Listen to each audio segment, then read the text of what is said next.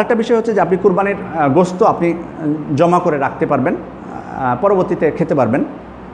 আল্লাহ রাসূল এটি অনুমতি দিয়েছেন, যদিও বিশেষ কারণে তাদেরকে 3 দিনের বেশি অনুমতি দেননি।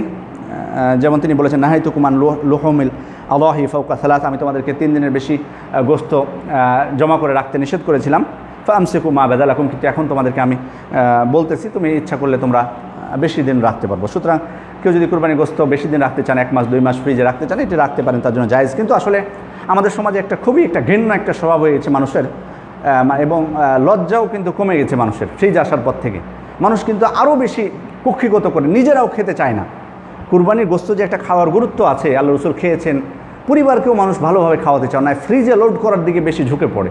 অনেকে আছে ডিপ ফ্রিজ কিনে প্রথমেই গোশত গরিবদেরকেও কম করে দেয়, আত্মীয় স্বজন নিজেরাও কম খায়, পরবর্তীতে আস্তে আস্তে খায়। তো আসলে ভাই এটা তো আসলে খাওয়ার জন্য যদি আপনি সব কিছু করে দেন, এটা তো আসলে একটা ইবাদতটা যেভাবে আল্লাহ রাসূল করেছেন সেভাবে করাটা উচিত ছিল। আপনার যদি খেতে মন না চায়, আপনি যদি খেতে না পারেন, আপনি গরিবদেরকে দিয়ে দেন।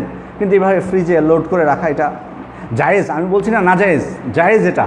কিন্তু মানে বেশি পরিমাণ যেটা করা অনেক মানুষ করে, গরিবদেরকে বঞ্চিত করে, এটা নিশ্চয়ই নিন্দনীয় একটা বিষয়।